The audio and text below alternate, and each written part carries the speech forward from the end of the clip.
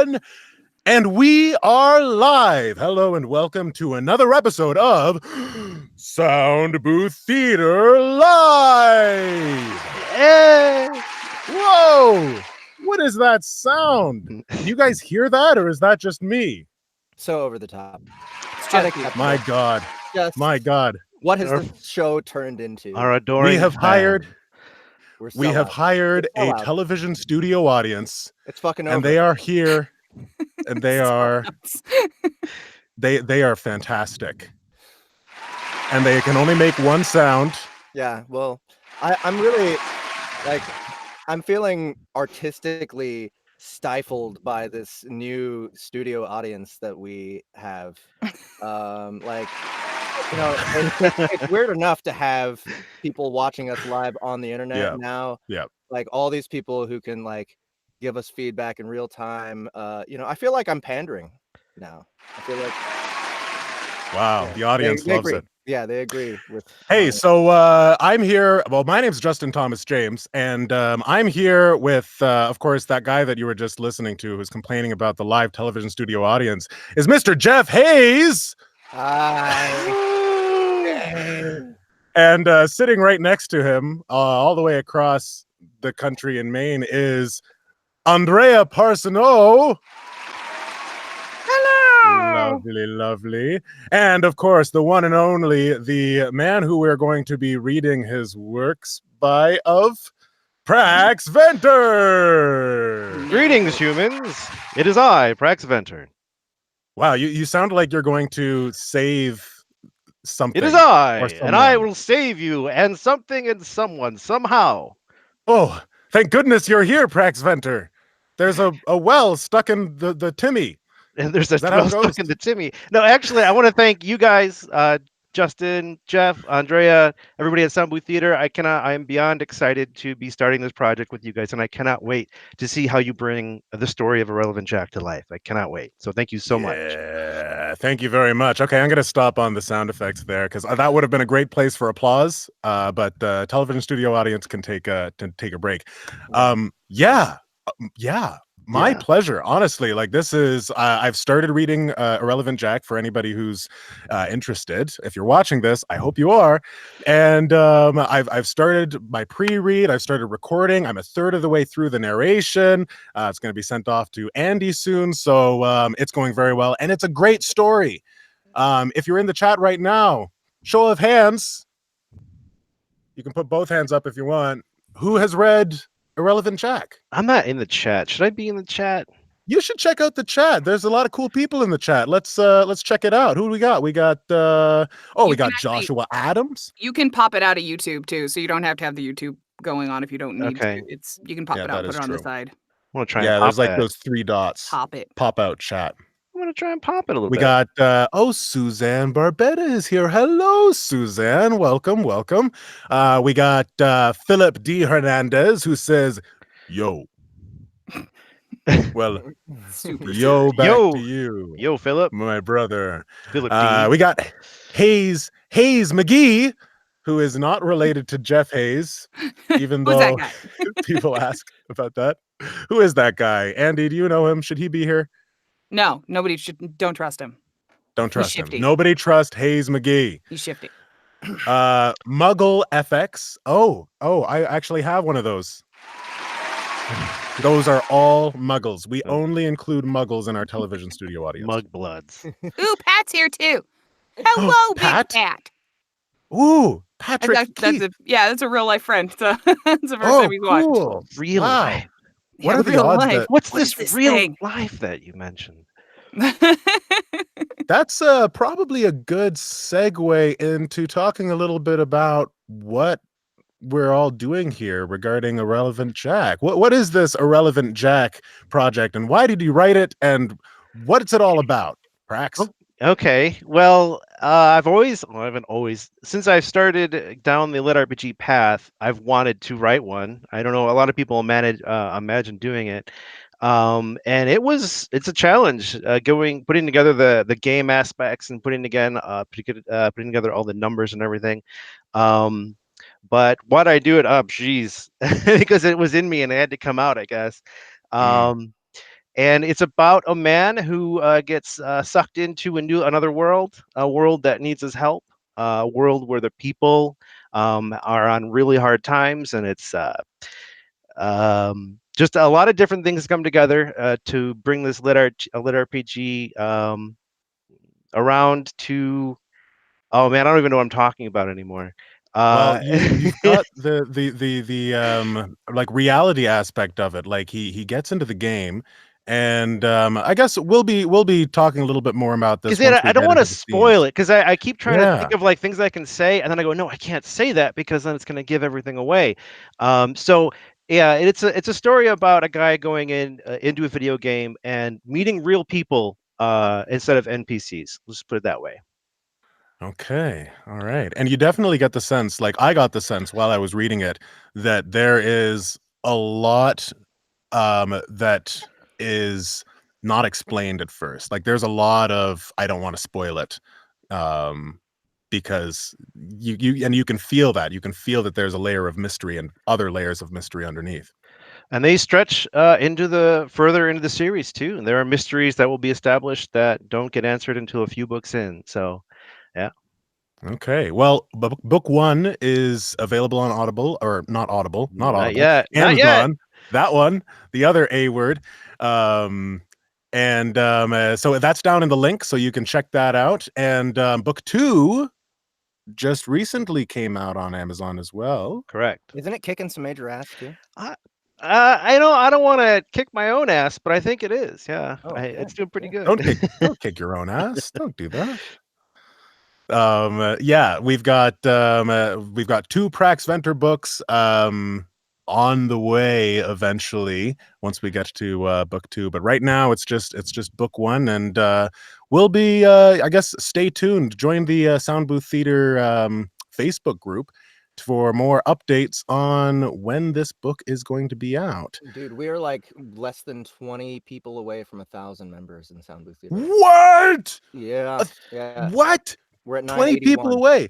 Well, if you are watching this video and you are enjoying any aspect of this video, maybe you like my hat, maybe you like Andy's beautiful necklace. Let's take a look at that necklace. Isn't it pretty? It So weighs shout out 2 to my pounds. sister. It does. It's 2 full pounds. To be fair, I think people will like my hat more because I have a fic button. Where'd it go? Oh, there it Oh, is. the lies. As Jeff gropes his skull for the fic button. Where's that fic button? Yes. Where's Now that fic button? I wish I had a hat now. Don't press that fic button. We're coming right at you with some more Sound Booth Theater Live.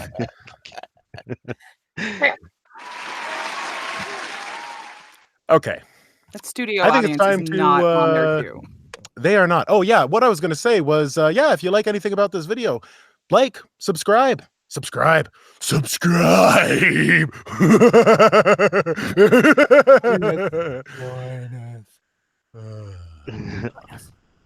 All the Well, buttons.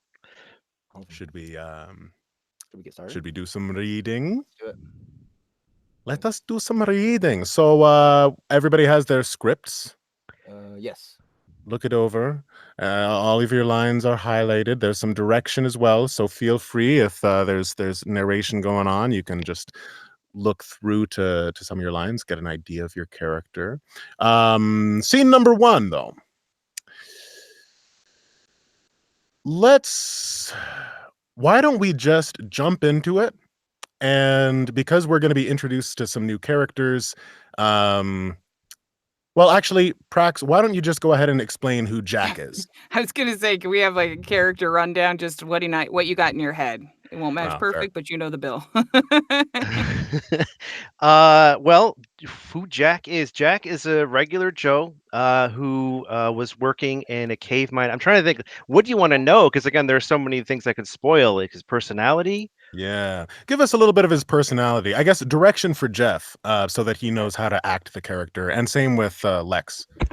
Okay, so yeah, Jack he starts off the very beginning of the book. He's turned down for taking on a leadership role. He wants to run his own team in a mine. He gets turned down because he's too impulsive. He acts. He doesn't think before he acts. He jumps, leaps before he looks. All that kind of thing.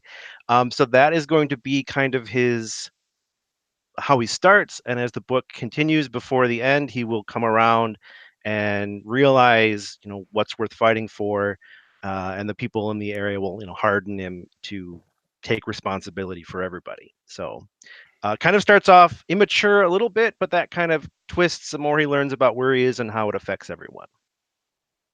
Okay. Does You that got help? that, Jack? Jeff? Yeah. Impulsive, a little immature. Yeah. Got it. Sounds like a big Okay. stretch for me. And Lex, Andrea is she has been in the world for her whole life. She grew up in this virtual world. They don't know it's a virtual world. And the corruption that presses in on everyone. Again, there's a lot to the story, so it's kind of jumping in the middle, but the danger, the threat that pushes in from all sides threatens to kill everyone and wipe everything she knows out, always is on the edge of her mind. She's pretty much the only one holding this small town of Blackmore Cove together, as she goes into the tower every day to get the required loot to keep the town running. So she is um, kind of beat down a little bit, very serious at first. She is a singer, so she's a little bit more melodic, I guess, is how she speaks. I'm not trying. I like her accent or her dialect. Might be interesting to try and hit what I hear in my head, but I'm sure you can do it. There is something called a singer's accent that actually works. Oh, Great. really? Yeah, that's a So thing. yeah, I don't want her to be like always singing, but but just That'd be great. I think I've got an idea for that. I think I got somebody in the stable who has a kind of melodic voice like that I think Kind might of work. legato, perhaps. Yeah. Legato. in Legato de Vida, baby. Melier-esque, but That's possibly a little more connected. that's right. Also, I've been doing these. I've been recording the villagers as having quasi British accents. Whether it's slight Scottish or slight English or what have you, Welsh a little bit. So Jack obviously would be American, and then the others have been going more British. If He you're grew able up to in pull that South off there. New Mexico, if that matters, as part of his history. I'm not sure if there's a dialect there. He doesn't sound Southern or anything. So, Quick. Go ahead. No, go ahead. Sorry, I didn't mean to interrupt you. Delay. No, really quick. The one thing I want to make sure I express to all you guys, all you actors and you talented people that I can't believe I'm sitting here with, this Irrelevant Jack, I want it to be, your baby. Like, I want you to, if I had my way, you'd read it and then be like, wow, I, connect with this character. This is how I want to portray them. So it's less about what I want. And I would love it if you had a strong direction on your own of like how you wanted to take it.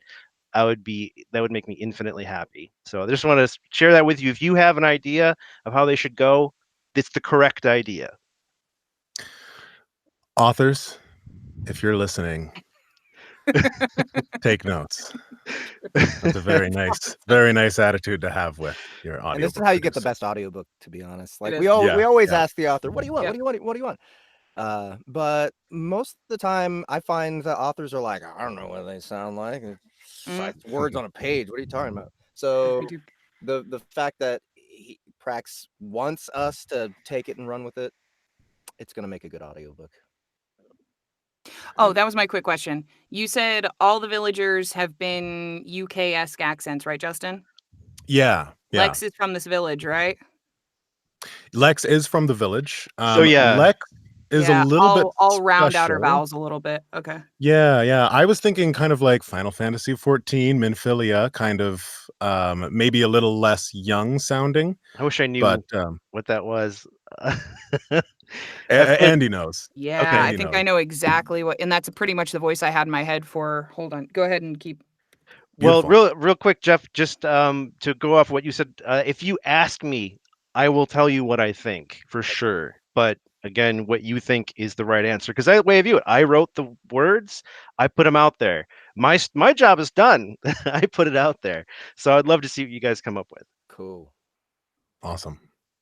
All right. Well, let me know when you're ready, Andy, and we'll get started on this. I'm good. You have the first paragraph. Well, then let us do this. I thought you were looking up a voice.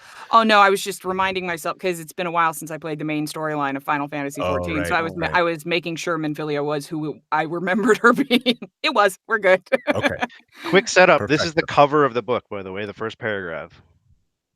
Just throwing that out there. And without further ado, Irrelevant Jack.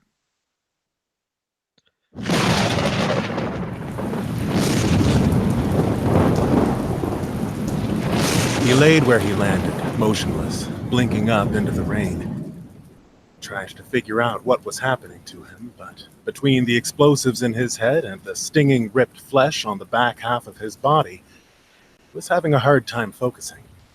In fact, Jack thought it was a much better idea to take a little nap instead of dealing with any of this. His eyelids grew heavy and were in the process of surrendering to the darkness that wanted to obscure all sights and thoughts, when he noticed a woman with dripping wet hair was looking down on him. Jack tried to reach out to the woman, just as her terrified face and an impossible tower behind her were both illuminated by a flash of lightning. The sight was almost enough to keep his vision from retreating to pinpoints, but the argument coming from the back of his head was too convincing to ignore, and Jack's mind folded into unconsciousness. Chapter 4. Rest your head upon your bed. The stars above can see you. It was a woman's voice. The same words, but a different woman. Someone nearby was singing the same song that echoed in the abandoned, infested metal nightmare. Jack became fully alert and awake, but he was too afraid to open his eyes. He tried to remain motionless as his mind raced. It was raining outside, windy. He was lying down on something soft, a bed. There was a flickering heat by his head that must have been a fire. He felt warm. Also, he felt no pain. He could have sworn he lost a lot of skin out there. While he was on that subject, where was he? "He's awake," a gravelly voiced man in the room called attention to Jack's failed attempt at feigned unconsciousness. He kept his eyes closed anyway. Panic was raising inside him once again. Then she spoke. Jack, I'm Lex, and this is my father, Harak. I found you after you entered through the door. You're safe now. She knew his name. He slowly opened his eyes. The singing woman was sitting on a stool near him, and an old man, her father, was standing across the room with his back leaning against a stone wall. They were all inside a dimly lit stone cottage. Jack sat up to greet them and realized he was still naked. He peeked under the covers and confirmed the existence of his body. After the last few hours, he wasn't sure of anything. However, he did find the odd leather belt and scabbard were still around his waist. Had he been rescued from a cave-in? Had he hit his head and the whole abandoned spaceship adventure had been a dream?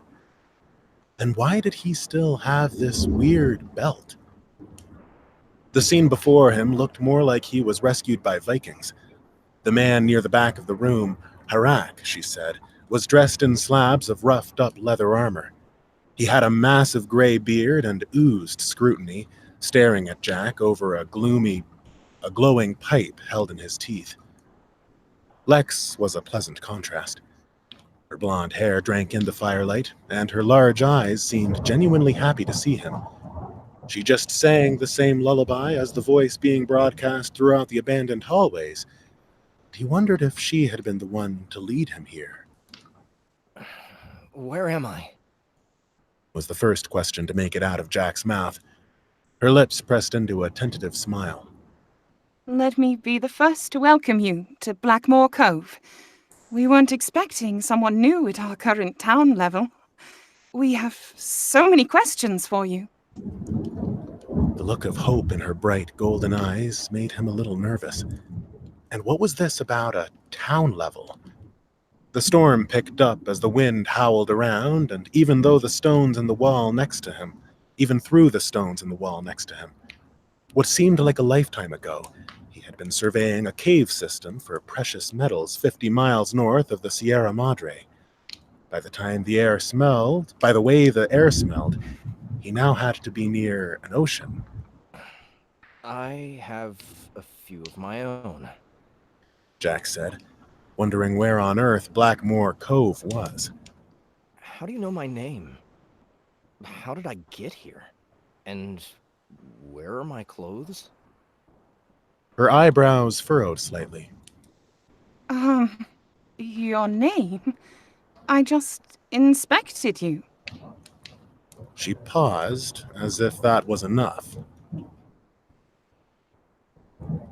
Oh, sorry, I read the stage direction. And as to how you got here was a question... Let's try that again. And as to how you got here was a question we had for you. I saw the tower door open, something that has never happened. Then you were tossed out as you are now. And it wasn't even an exit.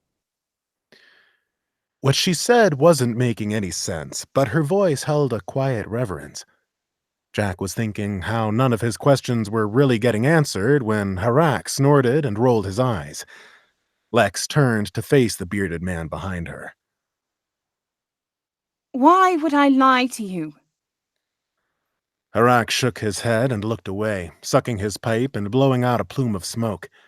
Jack decided to just lay his cards on the table. Look, I was underground surveying for the Max Pass Mining Company. There was a cave-in, and then I was in an ancient alien futuristic spaceship with some kind of crawling purple disease, where I followed a recording of someone else singing that lullaby you were singing a moment ago. About the stars seeing me. A massive computer showed me an exit sign. I touched the panel and ended up naked, shredding my ass raw on the rocks outside. Obviously, I've had some sort of brain trauma. He paused to take a breath. Now, why am I in this stone cabin and not in a hospital somewhere? Mild concern replaced the hope he'd seen in Lex's eyes. Jack, most of what you just said was gibberish.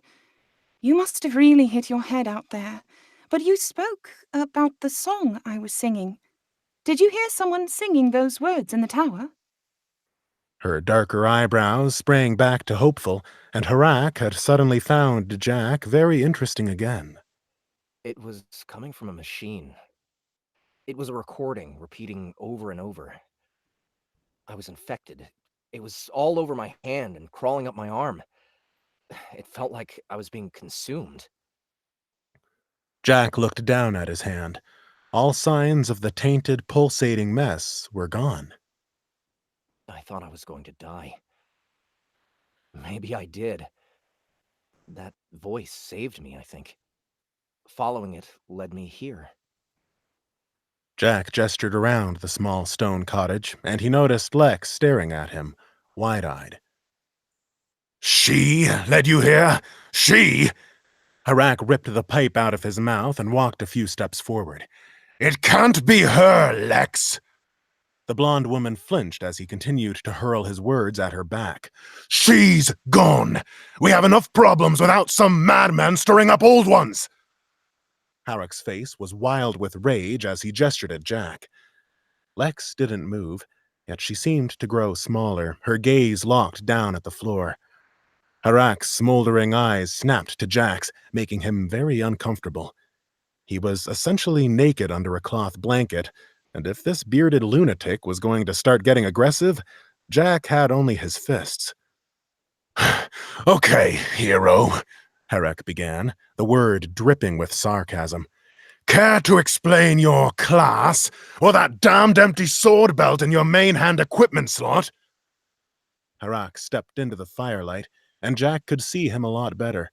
He was older than Jack had thought, but he was also a lot bigger, especially in the arm area. His arms were large, but his hands were huge. One of them was clenched tightly, and the other was pointing at Jack. Hey, I'll answer anything you want. Jack said. But I'm no hero. I just want to figure out what is going on here. You have a hero class? Harak yelled the words slowly. The man looked down at his daughter. While irrelevant is becoming more self-explanatory the more he speaks. He looked back at Jack with a sneer. A decorative item in your weapon slot is beyond ridiculous. It's suspicious is what it is. Weapon slot? Jack mumbled, confused. This scabbard? He pulled out the length of leather from under the blanket, careful not to flash his genitals at Lex. Jack noticed she was looking at him again. He was lost for a moment when their eyes locked. Perhaps it was the soft fireplace lighting or the intensity of the insane situation he found himself in, but he just now, saw how stunning she was. Her sad, golden eyes drew him in, and Jack decided then and there that he didn't like seeing her unhappy. How can you not know? She asked, pleading. They all waited for Jack to explain himself. He became more uncomfortable as the silence grew. He had no idea how to respond. Harak had had enough and turned to leave, but paused when he got to the door. Decide if he is a curse to us or not, but I am done here. I do not trust anything that comes out before ever going in. And then he was out in the rain, the wooden door clattering shut behind him. The storm outside was howling, but the silence in the cabin was deafening. Lex was looking at the floor, between her elbows resting on her knees. Strands of her golden hair were loosely hanging down, with a bit of her ears peeking out. They were pointed and longer than would be considered normal. They looked perfect. He couldn't take his eyes off of her. After the silence became too much to bear, she pushed her arms off her legs and stood in one fluid motion, heading for the door. Wait! Jack called. She stopped and looked back at him. The light was gone out of her eyes, and she looked like a completely different person. I really want to answer your questions, and I still have so many of my own. Please don't leave me here. Jack thought he was slipping into madness and needed to have another person around right now. He saw Lex drop some of the tension she was holding and let out a sigh. She considered his words, her eyes lingering on him, then seemed to come to a decision. The golden-eyed woman walked away from the door, but not towards the bedside stool. She went to a wooden set of drawers on one of the walls and touched it. She seemed to be blankly staring into space for a moment, and then came back towards Jack. She was wearing a cloak over something bulky, like a bulletproof vest. Below the bottom of the cloak, he could see that she wore black leather boots. Jack started to wonder if he had gone back in time. He had been in a buried ancient futuristic structure and touched something that sent him through some crazy mind-altering journey. Maybe he got sent to the past? Lex stood next to his bed and held out her empty hand. Here, put these on. Jack had a fraction of a second to be confused before a black panel grew to fill half of his vision. He flinched, uselessly waving his hands in front of his face. It even remained if he blinked his eyes. He thought he was having a stroke. Words and images appeared on the flat surface floating before him. It looked like a black lacquered panel made of wood with ornate filigree embellishments interlaced over its surface. The words "Trade offered Lex" were written at the top, carved directly into the wood, and the letters were painted with pure white paint. The panel was divided into two sections. On one side was "Offered by Lex," and on the other was "Offered by Jack." On Lex's side were painted images of two objects, a shirt and a pair of pants. Jack's side was empty. 2 beveled buttons were jutting out of the panel at the bottom, labeled Accept and Decline, made from cut gemstones. Jack knew what this was. A lot of the confusing things these people were saying were starting to make sense. Jack smiled and reached out to touch the trade interface in front of him, but it was like trying to touch a movie theater screen from the 5th row. Behind the menu, Jack could see that Lex was concerned by his actions. She noticed him look at her. Are you going to accept? You can stay naked for all I care.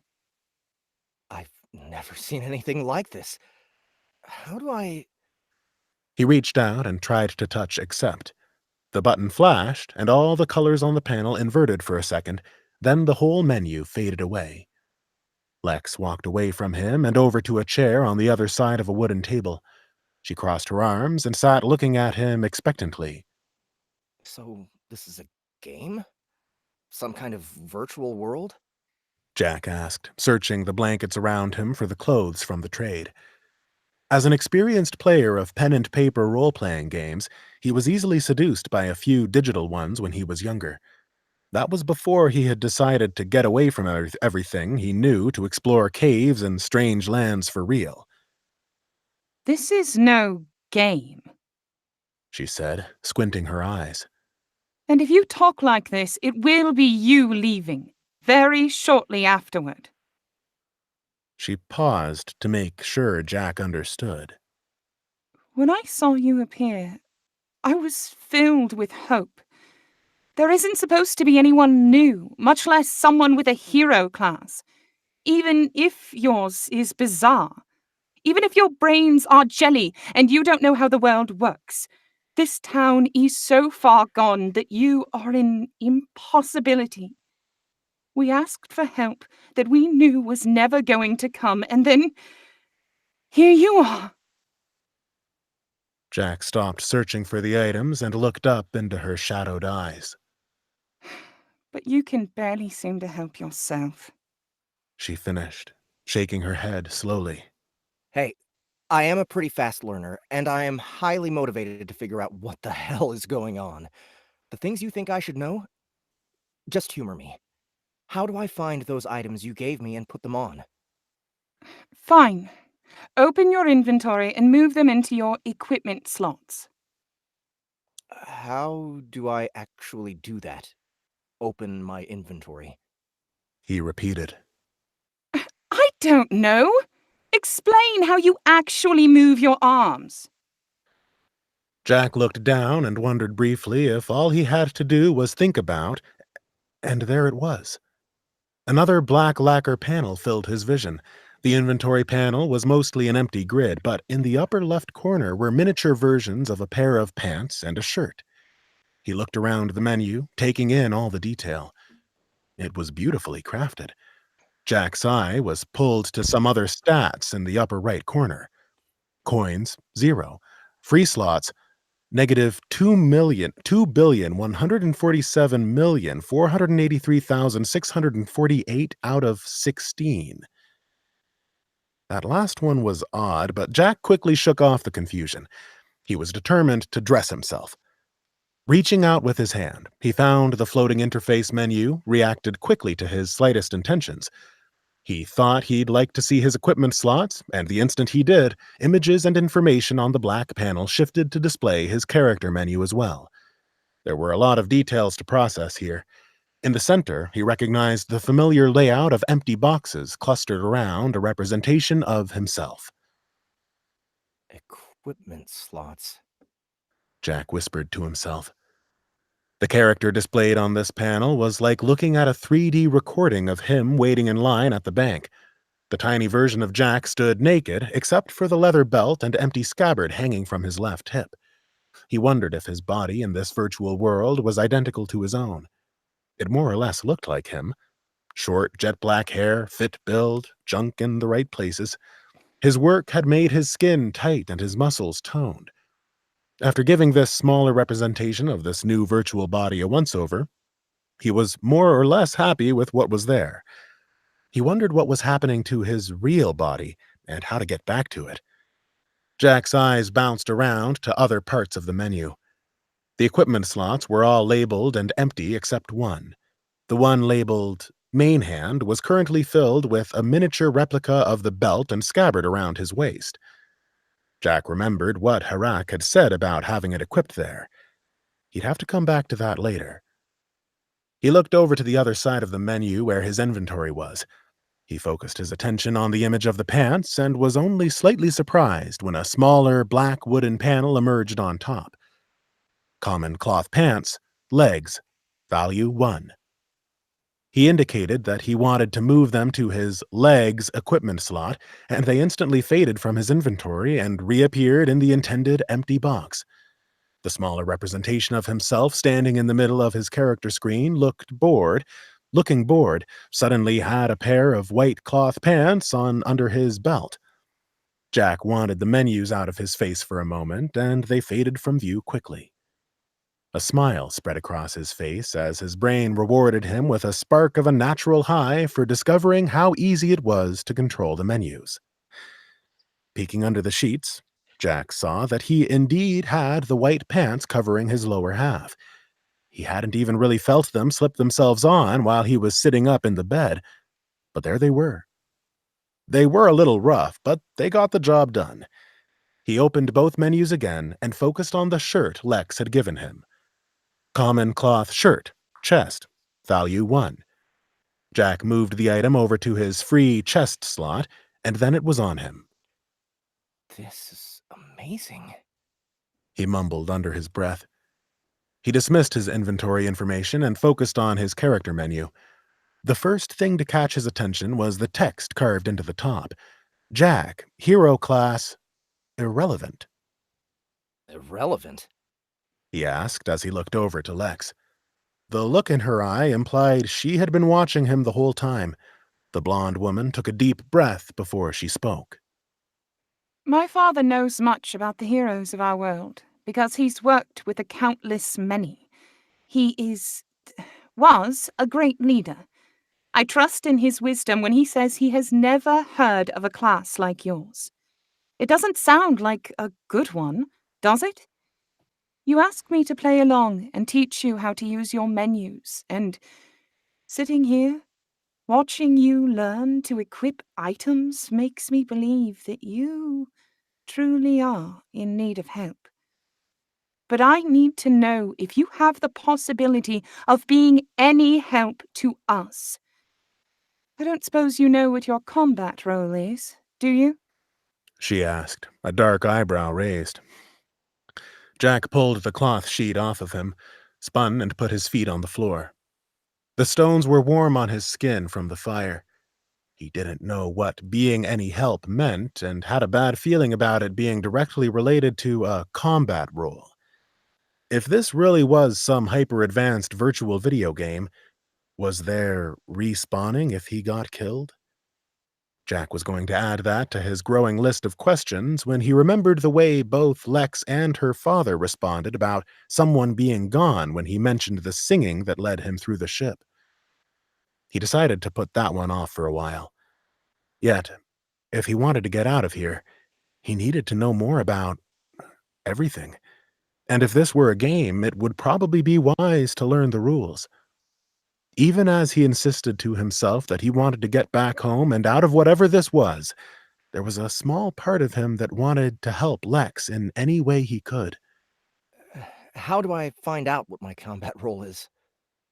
Open your path menu like you did your inventory. There you will find your class path. More than one, if you're lucky. And underneath each one of those, you'll see a specific skill or ability. Take a look, and let's hear what an irrelevant can do, she said, her lips pulled into a tight smile. He gave her a nod and thought about wanting to see his path menu. A black panel appeared before him with new information. His class was displayed at the top. Below that, a lot of text was carved into the panel, and it was pretty much as she described. Path, Dimensional Blade, 1. Double Strike, activated, 5 mana, main hand damage ×2.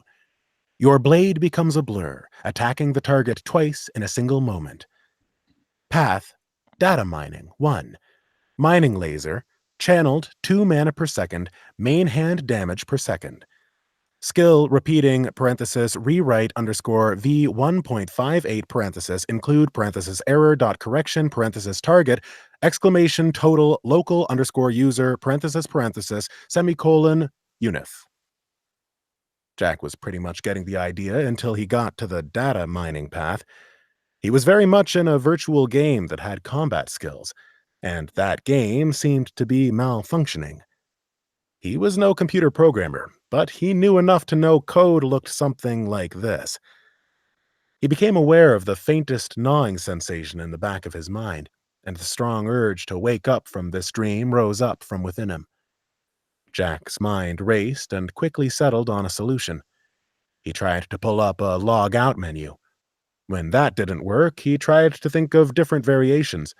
Exit, quit, system menu. What do you see? Lex insisted, snapping Jack out of his panic. He took a moment to clear his head. There was no immediate danger, that he could tell sitting here with Lex in the stone cabin. He told himself that he needed to stop freaking out about everything. The first section is Dimensional Blade. There's a number 1 next to it. Everyone starts at number 1, or tier 1. She dismissed the concept with a wave of her hand and sat forward. Dimensional Blade. Okay, that sounds better. Normal, but I haven't heard of it. Does its first skill deal damage? Yeah. Jack smiled. The skill under it says I can do something called Double Strike. As soon as he thought of the skill, Jack suddenly felt the room spin and put a hand to his head. A tiny panel popped up in the corner of his vision that had bright red text carved across it. Ability cannot be used. Wrong weapon type equipped. Did you just try and use your skill on me? Lex asked, leaning back. No, I didn't try to, he said, dismissing the alert message in case she might somehow see it floating right next to her. Jack was thankful that the discordant feeling passed quickly. You are something very unusual, Jack, Lex said, appraising him. After a moment, she leaned forward again.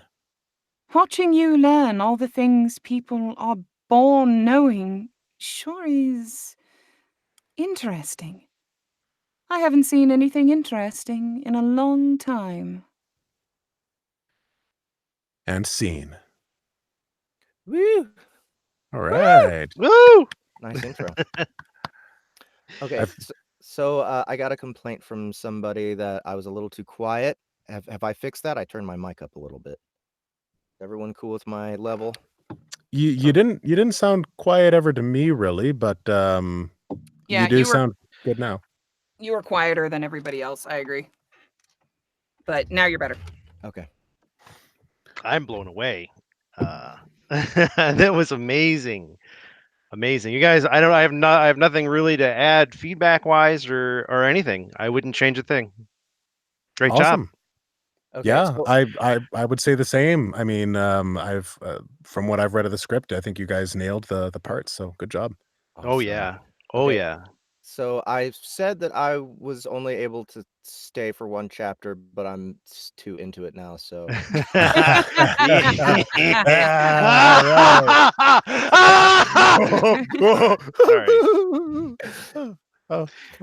Oh, good old maniacal laughing sessions. I'll always join anybody Good in old- one of those. I'll let you guys have your maniacal laugh. I'm the king of it. So Awesome. You No, are I mean, the king. seriously, that was really good. Andrea, I didn't expect you to take it that far into the accent, but now that I heard it, I love it. Cool. Like it's giving me like the whole Star Wars kind of thing. Like you go to another galaxy and everybody is a little bit British somehow. Yeah. And that's kind of like Yes, what's exactly. Yep. and I like it. I like it a lot. So I think it's great. Awesome. Fantastic. Wonderful. Thank you. Wonderful.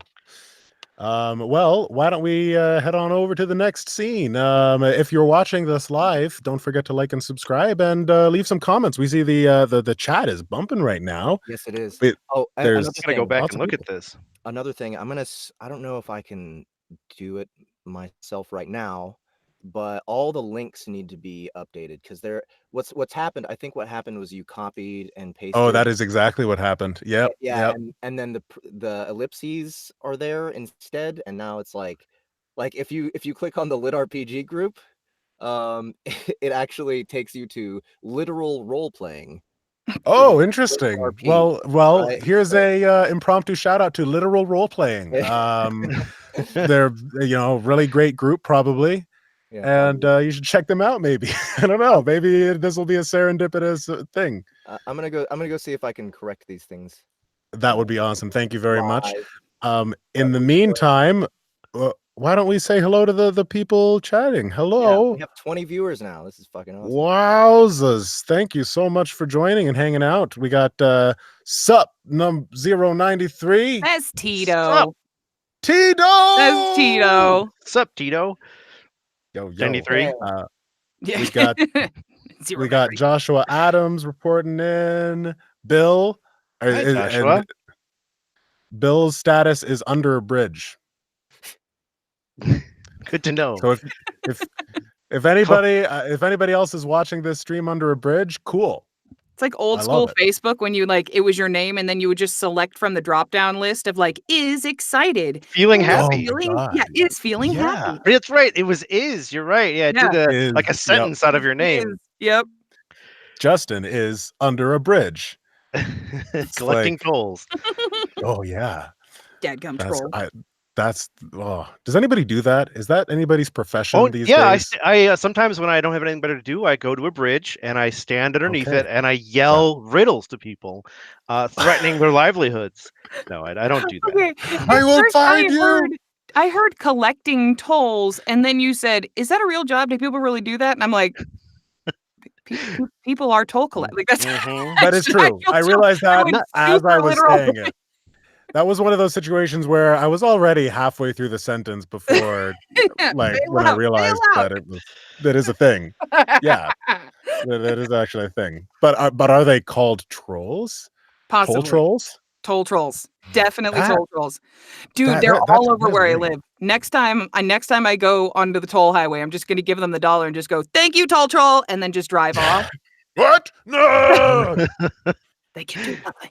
But it would be great it would be great if you had the option to either pay them a few bucks or answer a riddle. Plastic. Oh, that'd be amazing. Oh, I would love to live in that country. Favorite color? Oh, that's Blue. a great No. riddle. Thank you. Yes. Same page, everybody. High And fives. scene. Welcome to the Monty Python reference quoting section of the show. Hit us with your favorite Monty Python quote. I like to eat bricks. A bomb to a baby. Go ahead, Prax. Take it away. I like to eat bricks. I like to smash them in my head. Is that Life of Brian too? It's from the show. Is that I'm going to operate those guys? Yeah, I think they're a bunch of ninnies or whatever. Ninnies, yeah, the ninnies. Yeah. Okay, so real quick, anyone who wants to investigate these links, I have repaired them. If you just refresh the video, the stream, they will pop up fully functional. Thank you. Sweet. Thank you, Jeff, on the link fix.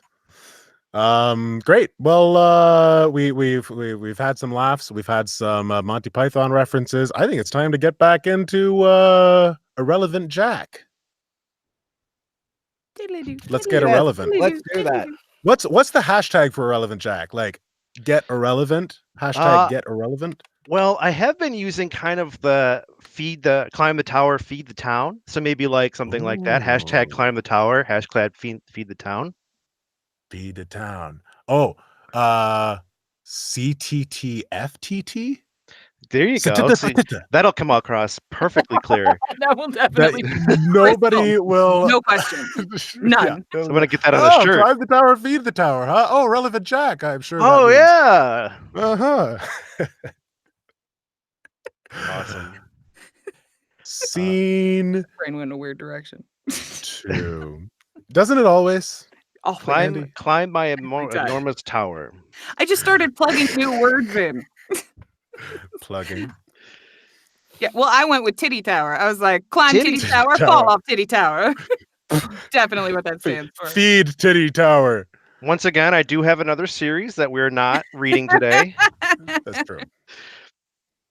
Hey, but you should check out that other series if you're into I guess it's a Enthralled. harem. Enthralled. It's a really good. I Yes. actually really enjoyed the reading of that. It's a cool story. Thank you very much. Yeah, thank you. Dude, this That's, sewing I haven't needles. checked it out yet. Oh, I freaking love that character so much. This Rue? Rue. I just loved it. She's made of velvet and she shoots needles out of her hands. It's just unique. I really liked it. Awesome. Is it supers? Is it like superhero harem? What's No. the vibe? No, it's more like World of Warcraft. Oh, cool. Kinda. Okay. Kind of, yeah. It's like they're all very unique to where they kind of live in that world. Like there's an Egyptian cat girl type thing. Yes, I've seen her on. Yeah, the she cover. lives in like kind of a ruiny pyramid thing. Then there's the Lamia, who's in kind of the jungly type area. I don't know if they're totally regional, but they word that count that way in the beginning of the book. But yeah, Rue she's in this like creepy, darkened room, and he meets her, and she's made of velvet. Like she's Just is a made of velveteen. velvet, and her power is shooting sewing needles out of her hands, like 3-foot That's sewing lovely. needles, 2-foot sewing needles. She's cool. I like it. That's lovely. Awesome. Well, then there you have it. There you have I it. loved it. There's your reason. Check out Enthralled, Prax Venter. do. And yeah, let's you can find that stuff on Amazon and follow the link in the below to get to his author page and whatnot. Okie dokie dokie doke. Without further ado, does anybody have any more adieus? I think all of my dues have been taken care of. Okay, I've been your putting adieus an have been extra done. N in Prax's name since I saw it. So In Prax? Guy shall greens for that. Oh, fuck you. What? Like I'm an inventor? Prax inventor? No, I was doing Ventnor. I'm sorry. Oh, Prax Venter. Ventnor. Yeah, I was reading it as Ventnor. And also, everybody just Yeah, okay, so I'll take it from here. But also then just we need one to talk little about Justin's book or Jeff's book for a second, because that needs to make it onto an SBT immediately at some point. Oh, the current book that Jeff is No, Astro Boy. That Oh, yes. I keep threatening. Okay, I found out about Astro this at Kid. Here Now, and I needed this to be mentioned on a sound booth theater. But we're not going to hijack one with Prax, but it needed to be brought up. But Justin says words funny in Final Fantasy. Oh, well, yeah. So I've been playing Final Fantasy since I've been like 10 years old. Final Fantasy 9 is what I started with, and then 7 and all that stuff. And there's some elements that are like threads throughout all of the Final Fantasy series. All the stories and worlds are different, but some things stay the same. Like Guy Shal greens are the things that you feed chocobos, right? Right? Yeah. Fuck no, apparently not. Just this week, Andy and I are playing Final Fantasy, and I had corrected her on the term of some bullshit monster or whatever. I'm like, Heaven's Word. I had said Heaven's Sword. yeah, I've been saying Heaven's Sword since it came out because I'm a dummy and don't read, apparently. So I just kept reading Heaven's Sword. Yeah. And I was like, it's pronounced Heaven's Ward most likely. And she's like, oh, okay. And I'm like, sorry, I just had to tell you. And I was a dick about it. And then she ended up catching like two that I can remember. Two? The first one, he was like, oh, I'm taking care of my hunting log. I just need to take out some gigatones. Gigantoads. Gigantoads. Gigantoads. What the fuck that means? Yeah, gigantoads.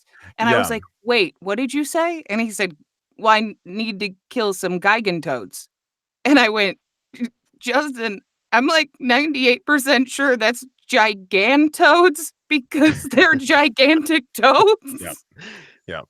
Awesome. Yeah. And then Guy Shal greens, which are apparently Gissel.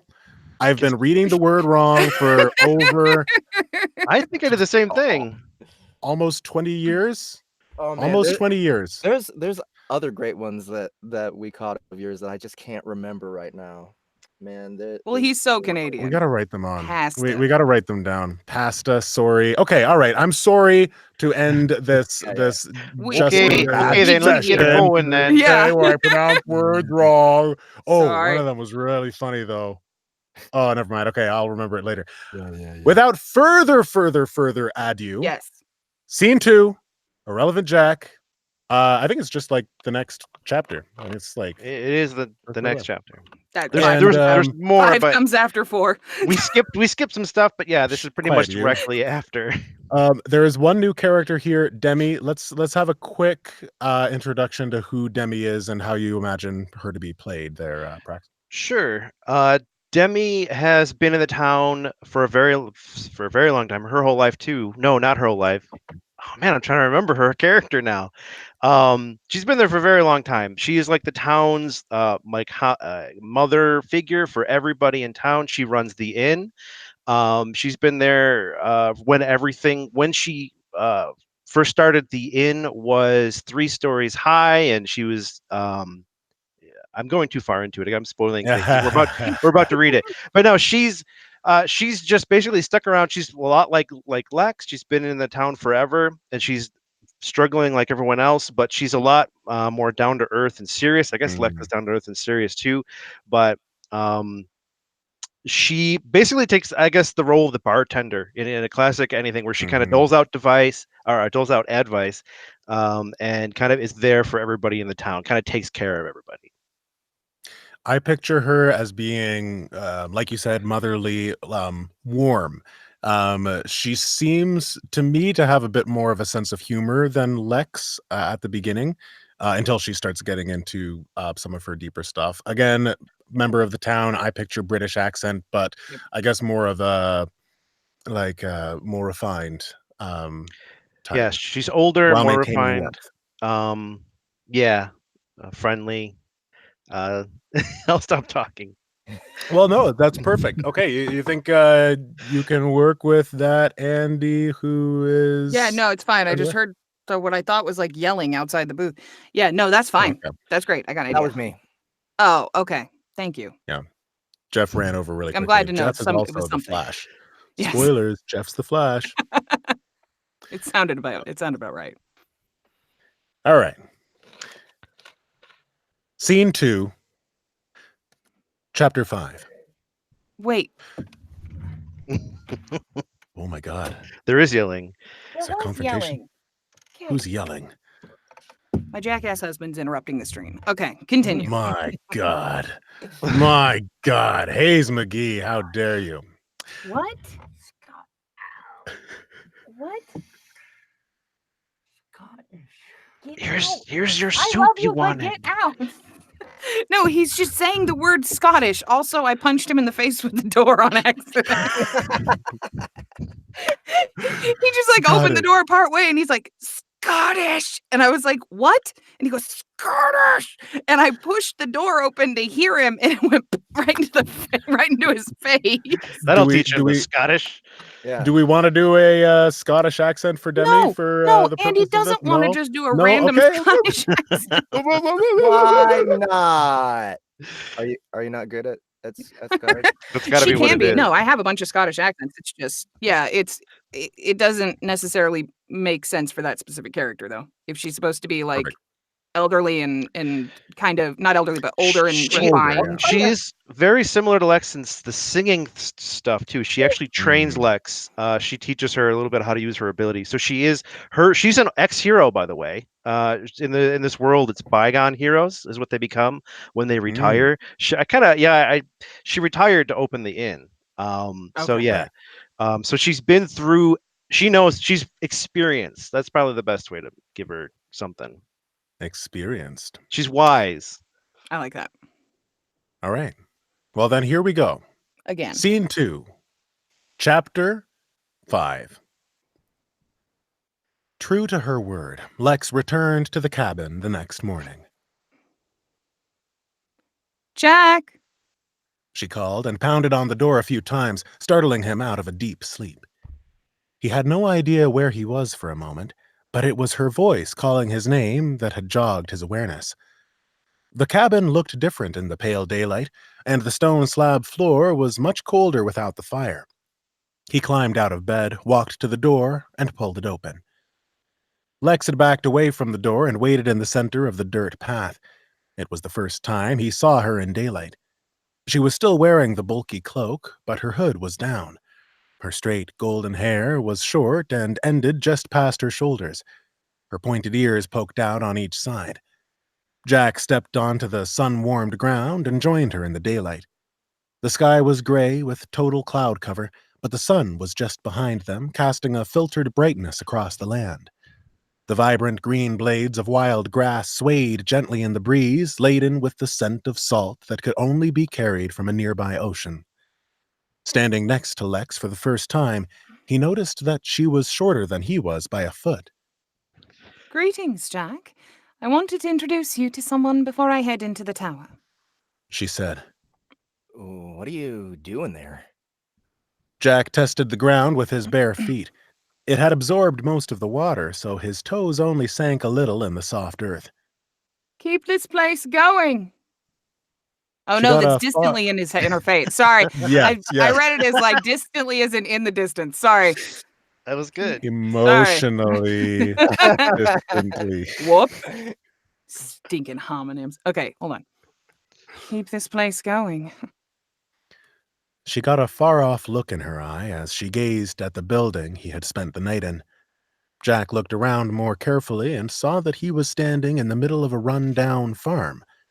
There was the hint of a barely defined fence in the field to his right, with wooden posts sticking out of the tall grass.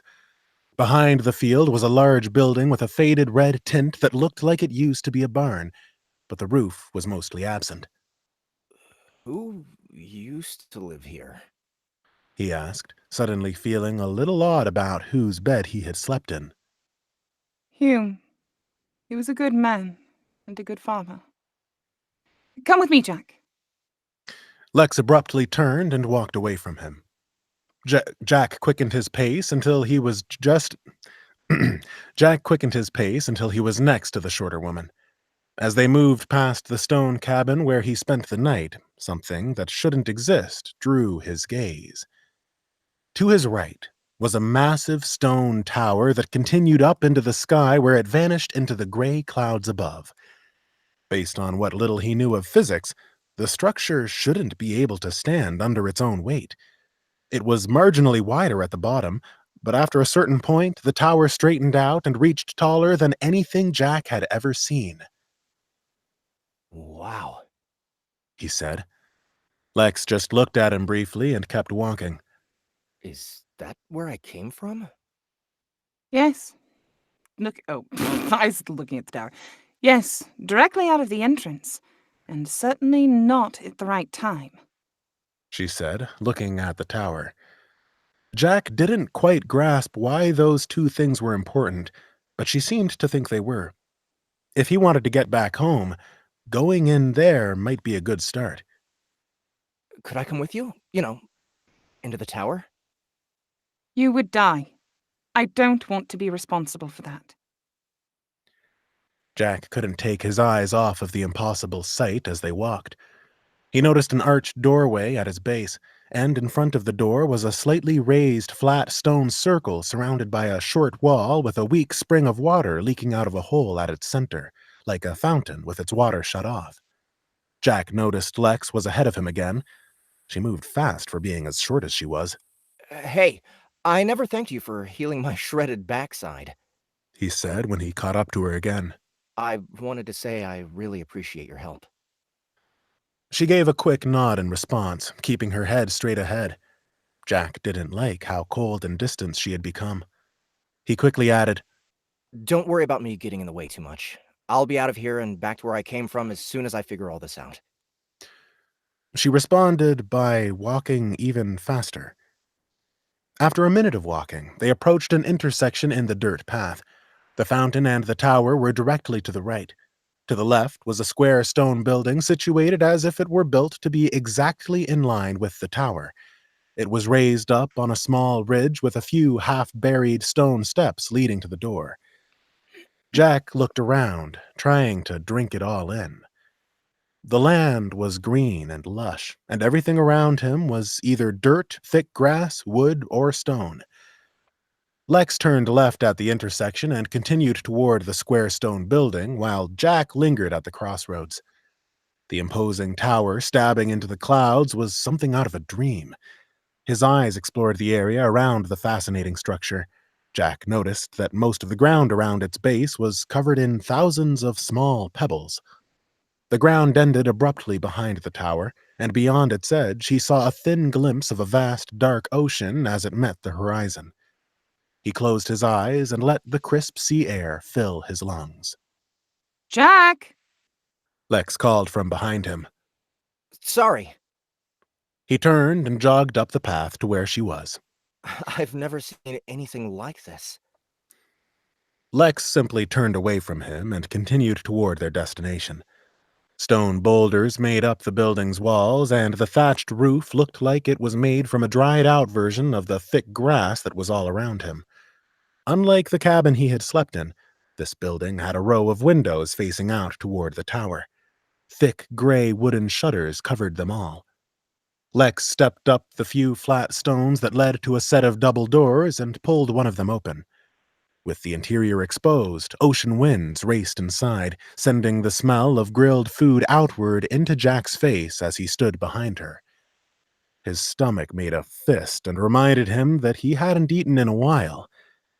Everything felt so real, he wondered briefly if this actually was his real body. He followed Lex inside and recognized the layout instantly as an inn.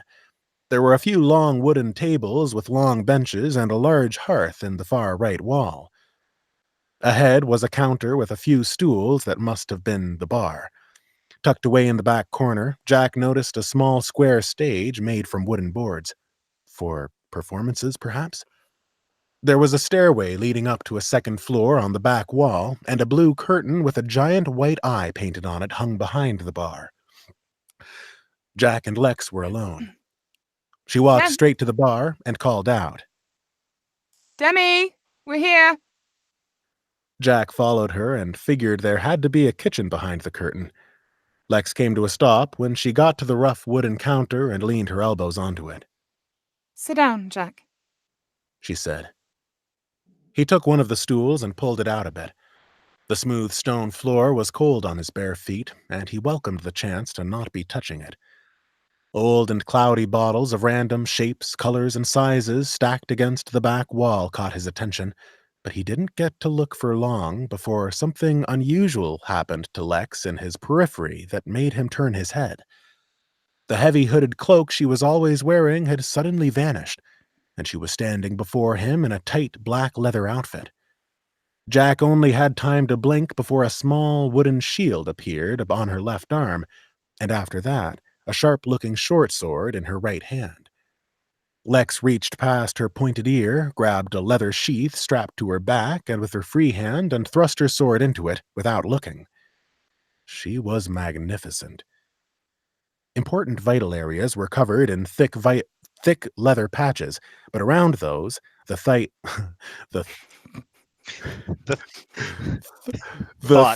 thark feather flung to thur fluidly through the. The tight, dark leather clung to her newly revealed shape in some amazing ways. She was more petite than he would have guessed, and from the side he noticed that her small nose pointed up slightly at the end. Jack was just staring at her profile open-mouthed when the painted curtain was thrown open behind the bar. When he turned to look, he saw a tall woman standing there where the painted white eye had been, taking them both in. She had straight silver hair that cascaded down over her shoulders like a waterfall, and piercing blue eyes that focused on Jack. Okay, Demi, he's all yours. Lex waved a hand and turned to leave, and Jack turned his head to watch her go. When she got to the door, he called out, See you later. Lex pushed the wooden door out of her way without turning around, and was gone. You'll never have her if you don't climb the tower. The woman behind the bar purred right by his ear. Jack flinched. She had quietly leaned on the counter to get close, but slowly straightened herself as she watched his reaction. She had an amused smirk tugging on the corner of her thin lips, and he found her pretty, in a refined type of way that only older women could be. Have her? Jack stammered. No. Who are you? Why am I here? I want to find a way back to where I came from. Can you help me log off, out, or whatever? I am Demi, owner of the Eye of the Storm. She spread her long arms to indicate the building they were in. You are here so I can keep my eye on you. Perhaps learn more about you and what you mean to this town.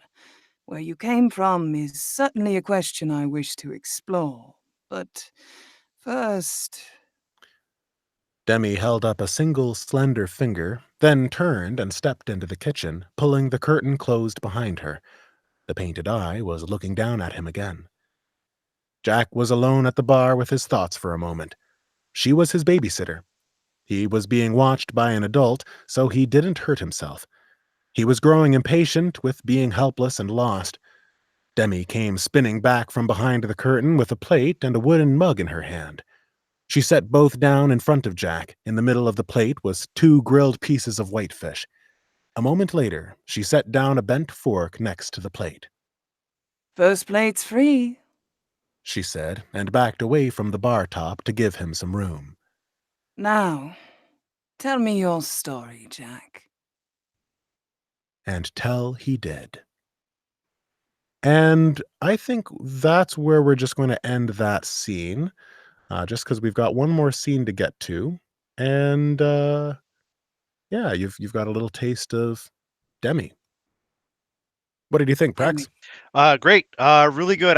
You took the whatever nonsense I said and turned it into something really good. I really liked how you turned her into like an old entertainer. That was like perfect. Like she's the way you did the purring, Yeah. No, that was really good. I loved it. Yeah, I thought you nailed it as well. I was with that accent was conjuring images of Emma Thompson for me. I don't know if That might be that's what she uses. I have no idea. yeah, I Probably don't know. isn't accurate in any format, but No, probably not. I just pictured her as you were saying the lines, and it just fit. I like it. And she has my favorite hairstyle of all time. So, oh, there you go. I liked There it. you go. Silver, straight, long hair. It's literally why I started growing my hair out. Is ever since I was little, I watched the movie Twister, and Aunt Meg has her hair is like down to her butt, and it's super gray and silver and awesome. And when I watched it as like a little kid, I was like, that's my hair someday. I'm gonna do that. So I'm just waiting to go gray. Someday. Yeah, can't have them. You got I'll put it up here. It'll go with I don't know if you can see mine. Let me just. Well, if you grew up playing Final Fantasy 18, then geez, man. Final Fantasy 18. Did I say 18? No, I'm being hyperbolic. Hyperbolic? Hyperbolic. Whatever.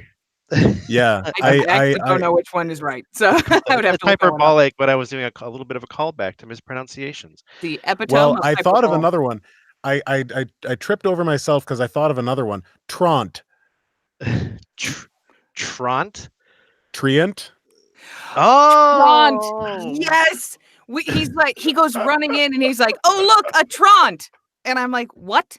And he runs up to a fucking treant. Like a treant. No, and I'm like, what the hell is a Trant, Canada boy? What is that? I always liked going south. Feels like I'm walking downhill. I think it's because I played these games when I was a kid, and I didn't know the pronunciations. I hadn't lived enough, but here I was encountering these words like over and over and over. And another one was elixir. Elixir. Oh, I can see that. I'm guilty with that. Draught. I've said draught my entire life until I had it in a book, and then I said draught like 4 times, and the author was like, "You know it's draft, right?" I was like, draft, not drought. yeah, not drought. I was saying draught. It sounded cooler Yeah. in my head. Awesome. Yep, we do Oh, that. Jeff bowed out, so you've got his lines, Justin, if you want to do them. Well, actually, You have an idea? I have an idea. Mr. Prax Venter is on a spectacular microphone there. He sounds great. Hello. Listen to that. Listen to those dulcet tones. Why don't you take Jack's one line in this final Right. scene? It's not a one scene. line, so Yeah. that works. All Sure. right. Yeah, sounds great. Sweet. We got one more scene, and you're gonna play Jack. I'll be And Jack. Andy, why don't you? This isn't how it's going to be in the audiobook, but why don't you play the bolded Bolded text? computer prompt? Yeah, Sure. Why not? Gives me something to do. Notification. exactly. The notifications, indeed. Okay, well, this is the last scene for the night. But we'll see you afterwards. Without further, I got to come up with a better segue. Without further ado, that's so overdone. Can you guys think of another one for me? And now for something completely different.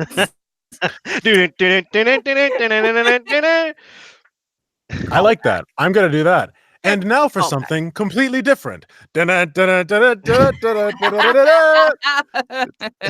Scene 3.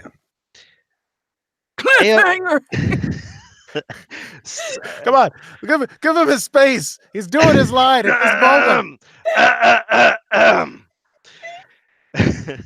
ARVL Turnus, whatever the hell you are, don't fail me now. Woo! To standing applause. After he said the words, the blade vibrated in his hand.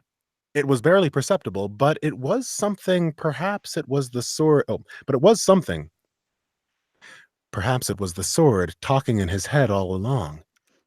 Determination took hold, and Jack held the tip of his weapon out and pointed it at his target. He wondered what the range was on his ability just before it activated, and a red burst of power struck the massive frog crouched about 20 yards ahead of him.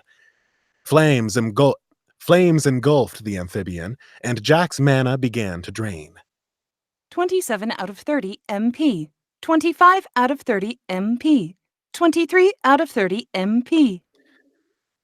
That was when the creature used its powerful back legs and launched high into the air. Jack tried to track his target with his sword, but when the shadow of the colossal creature fell over him, he canceled his ability and sprinted down the path. Directly behind him, the giant frog impacted the spot he had just been standing, and a visible shockwave sent him sprawling onto his face on the bamboo footpath. 18 out of 20 MP. HP. Scrambling to his feet, Jack spared a glance over his shoulder to see that the massive Gigantoad had a slow quarter turn to face him. Perfect. He sprinted a few steps before something moving very fast struck him in the back and had knocked him on his face again. 13 out of 20 HP. Jack staggered to his feet and tried to put some distance between them. How was he supposed to defeat this thing? He glanced over his shoulder to keep an eye on the floor boss when he saw its wide mouth open. Jack's mind put two and two together and realized he'd just been nailed in the back by this thing's tongue. Anticipating another strike, Jack immediately dodged to the right and almost avoided the red, slimy wrecking ball.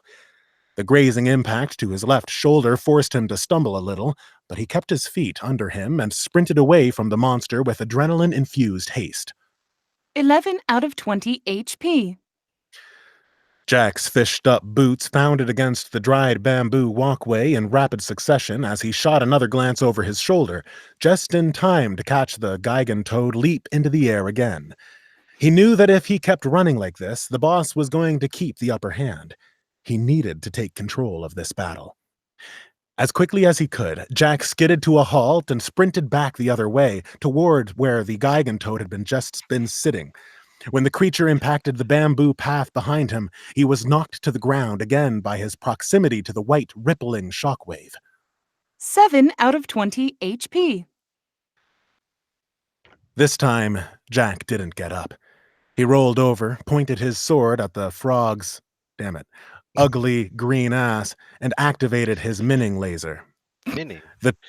The tip of Jack's sword pulsed once, and a blinding red beam lanced right into the massive floor boss's rear end.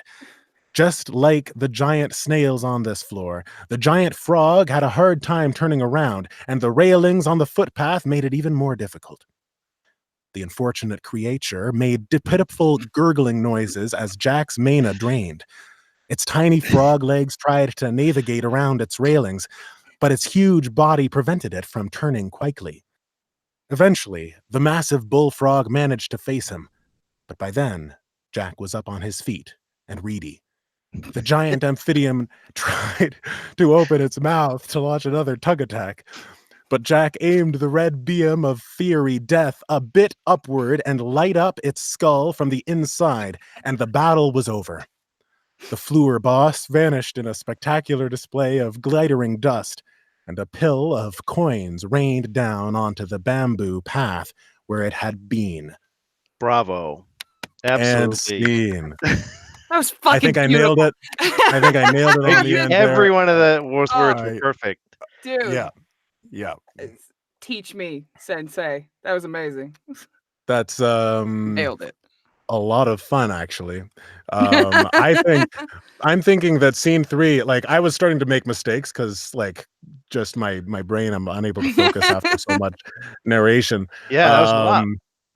It was a good amount, but I think that scene 3s from now on should have like some sort of challenge or, you know, fun ridiculousness to them. 'Cause that was fun shit. That was fun. Tito, he's like, Fury, is this Flavor Town? Guy Fury. Fury. Oh, I love you bastards. Some that was amazing. Geigen toad legs. Geigen toad. Yeah. Perfect. That was perfect. It worked out well. That was great. Thank you. I guess this is the end of the show. I'm just saying a general thank you to everybody who can hear me. Thank you. Thank you. Yeah, Thank all of you. And you. Anyone who can physically perceive me right now, I want to thank you from the bottom of my heart. Whether you can see him, hear him, smell him, feel him, or taste him, thank you. Mm-hmm. That's coming later. The Prax Venter Taste Experience will be live coming this fall. This fall, midnight show. A taste of Prax. A taste of Prax. In the mouth. Right in your mouth. Right. Better watch out. Here it comes. Oh boy. Well, thank you one last time to everybody who joined us. Of course, to Miss Andrea Parsneau. Hello, thank you guys for being here. Well, Mr. Prax Venter. I'm bowing. I'm not just like going out of scene. I'm bowing. You're doing something. I'm trying to. Yeah, just losing consciousness. Don't look at me. Stop looking at me. I'm horrible. And of course, the multi-talented Jeff Hayes, who needed to duck out early to get some shit done on something else. Woo! Ooh, thanks, Jeff. And of course, our television studio audience. And of course, the creators of Final Fantasy in all of their glory. And of course, Justin, because Justin's awesome. Oh, yeah. Oh, me. Yes. Oh, thank you. Everyone, Justin, thank you. Thomas, so James Thomas, Mr. Thomas himself. I wasn't fishing for that. Jonathan Taylor Thomas. Definitely. Jonathan Taylor Thomas. Yep, yes. That's my name. Thank you, everybody who came and watched. If you're under a bridge, I appreciate you. And if you're not under a bridge, I also appreciate you. Hopefully you'll tune in next time to whatever Sound Booth Theater throws at you then. And until then, it is time for Prax Venter's signature sign-off that he always says that's extremely clever, and everybody loves it. Prax? Hacha, hacha, hacha. Good night, everybody. That's how it goes. Anger.